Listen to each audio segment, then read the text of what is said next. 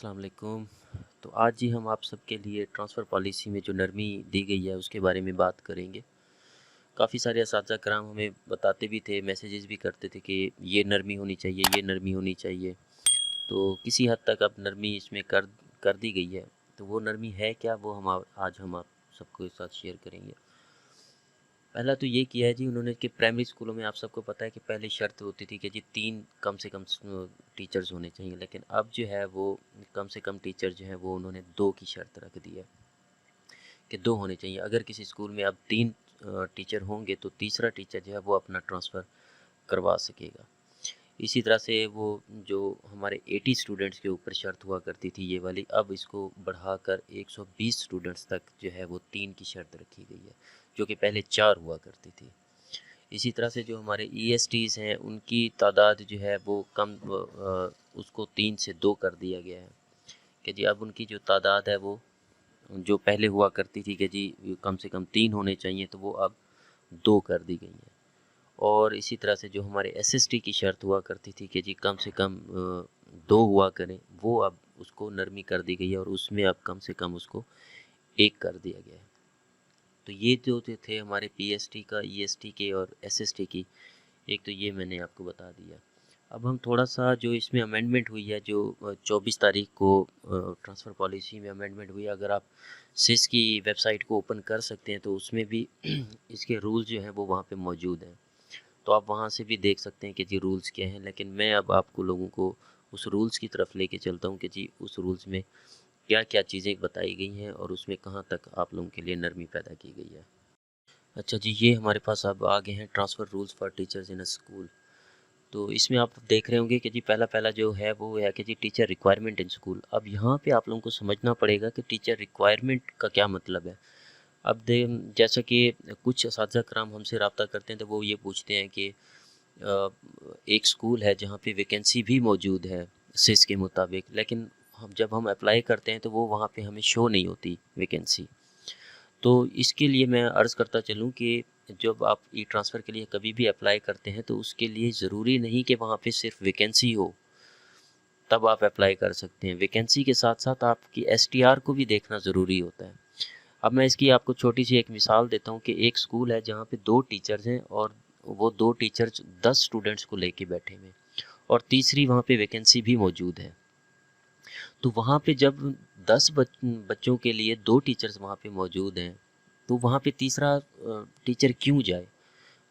इसमें कोई शक नहीं कि वहाँ पे वैकेंसी भी मौजूद है, लेकिन तीसरा टीचर जाए क्यों? जबकि बच्चे ही सिर्फ 10 हैं वहाँ पे।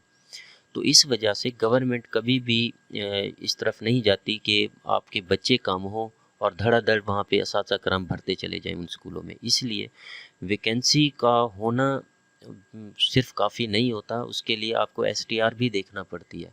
अगर बच्चों की तादाद के मुताबिक वहाँ पे बनता है किसी का आना और वैकेंसी भी मौजूद है, तब तो वो शो होगी। अगर वहाँ पे बच्चों की तादाद ही कम है, तो फिर उसमें जो है वो कोई वहाँ पे ट्रांसफ़र नहीं करवा सकता। ये अब यहाँ पे आप समझ लें कि जी ये देखें कि 1 से लेके 80 तक, 1 से 80 तक वहाँ पे ट्रांसफ़र इन करवा सकते हैं 3 टीचर्स और मिनिमम रिक्वायरमेंट जो है वो स्कूल में ट्रांसफ़र आउट करवाने के लिए वो 2 है। जो मैं आपको पहले बता के आया हूँ कि जो अब उन्होंने मिनिमम जो है वो 2 कर दिया कि अगर किसी स्कूल में 80 की तादाद है और वहाँ पे 3 टीचर्स हैं, तो वहाँ से तीसरा टीचर जो है वो ट्रांसफ़र करवा सकता है, क्योंकि मिनिमम वहाँ पे अब जो हो गया वो 2 कर दी गई है। अब वहाँ से ट्रांसफ़र आउट हो सकता है बंदा और ट्रांसफ़र इन के लिए वहाँ पे तीसरा बंदा ट्रांसफ़र इन हो सकता है। इसी तरह से 81 से लेके 120 तक उन्होंने कर दिया है कि जी वहाँ 4 टीचर्स का और 3 टीचर जो हैं वो वहाँ से मिनिमम रहने चाहिए और चौथा अगर टीचर है तो वो अपना ट्रांसफ़र आउट वहाँ से हो सकता है। तो ये उम्मीद काफ़ी आप लोगों को समझ आ गई होगी थोड़ी-सी। अगर आप लोगों को इसमें किसी किस्म की कोई क्लैरिटी चाहिए तो वो फिर आप कमेंट्स में पूछ सकते हैं। इसी तरह से हमारा ईएसटी का है, यहाँ पे आप देखें कि जी ईएसटी number of sections in 6, 7 and 8। Number of section को समझना इंतहाई ज़रूरी है। नंबर ऑफ़ सेक्शन का मतलब ये होता है कि 60 की तादाद, 60 से अगर 61 बच्चा किसी स्कूल में होगा तो ऑटोमेटिकली सिस्टम जो है वो उसको सेक्शन 4th समझेगा। अदरवाइज़ एक सेक्शन छठी का, एक 7वीं का, एक 8वीं का, 3 हमारे पास सेक्शन जो है वो तो हैं ही हैं हर क्लास के। मतलब अगर एक-एक भी सेक्शन हो तो ज़रूरी है। अगर छठी में 61 बच्चे हैं तो इसका मतलब है छठी में 2 सेक्शन हो जाएगा। इसी तरह से 7वीं में अगर 121 हैं तो इसका मतलब ये 3 सेक्शन हो जाएंगे। तो ये जो हम आप लोगों को इसका क्राइटेरिया है, ये सेक्शन के बेस के ऊपर है कि अगर 3 सेक्शन है जो कि मिनिमम हो सकते हैं मिडिल के अंदर, छठी का एक हो, 7वीं का एक हो, 8वीं का एक हो, तो मिनिमम 3 तो लाजमी वहाँ पे हो सकते हैं। तो 3 के केसेस में आपको एक ईएसटी अरेबिक चाहिए होगा, एक ईएसटी ड्राइंग चाहिए होगा, एक ईएसटी कंप्यूटर चाहिए होगा, एक इनमें से ईएसटी चाहिए होगा और एक ईएसटी साइंस सब्जेक्ट का चाहिए होगा। तो ये जो आपको सेक्शन नज़र आ रहे हैं कि जो जितने सेक्शन हो गए, और फिर मैं वही बात कि ये सेक्शन वो नहीं है जो आपने स्कूलों में बनाए होते हैं कि जी हमारे पास तो 4 सेक्शन बने हुए हैं तो फिर ये वाला क्राइटेरिया हम मीट क्यों नहीं कर रहे। तो वो आप वाला बनाए हुए सेक्शन पे नहीं चलेगा।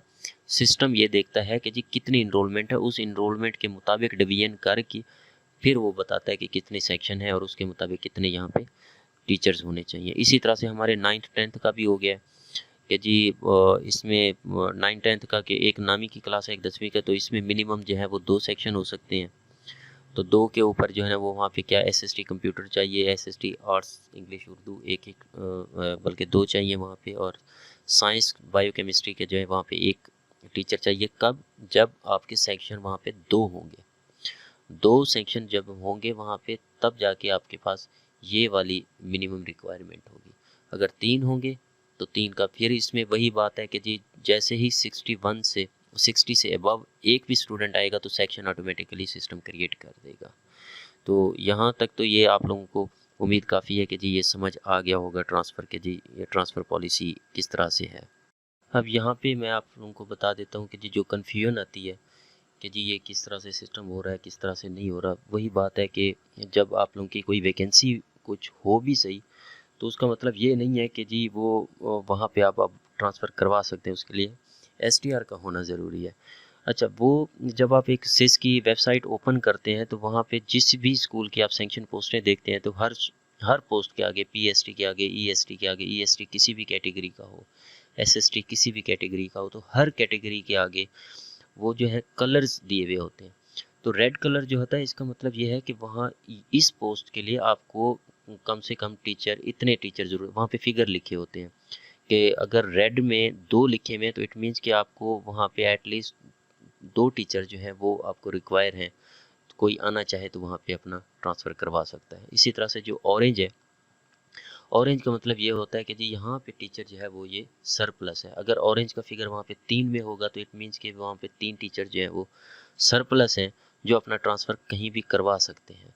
ग्रीन का मतलब ये होता है कि जी यहाँ पे नंबर ऑफ़ टीचर जो है एग्जैक्टली उतने ही हैं जितने हमारा सिस्टम के सेक्शन के मुताबिक, इनरोलमेंट के मुताबिक जितना रिक्वायर है उतने ही है। ग्रीन का मतलब ये हो गया कि आप यहाँ से ना तो ट्रांसफ़र करवा सकते हैं और ना ही ट्रांसफ़र इन हो सकते हैं। और ऑरेंज अगर किसी का है तो इट मीन्स कि जी आप यहाँ से सरप्लस हैं, इस सीटें सरप्लस हैं, यहाँ से कोई भी अपना ट्रांसफ़र करवा सकते हैं। और रेड का मतलब ये है कि जी यहाँ पे उल्टा ज़रूरत है और इस स्कूल में किसी न किसी ने आना है। तो अगली जो मैं अभी इंशाल्लाह कल वीडियो लॉन्च करूँगा उसमें फिर मैं आपको दिखाऊँगा कि जी ये वाली हम जो सेक्शन पोस्टें हैं वो हम किस तरह से देख सकते हैं, और उसमें यही जो कैटेगरीज़ हैं, रेड कैटेगरी है, ऑरेंज है और ग्रीन है, इसके बारे में हम इंशाल्लाह कल बात करेंगे। तो मेरी नेक्स्ट वीडियो तक के लिए मुझे इजाज़त दीजिए। अल्लाह हाफ़िज़।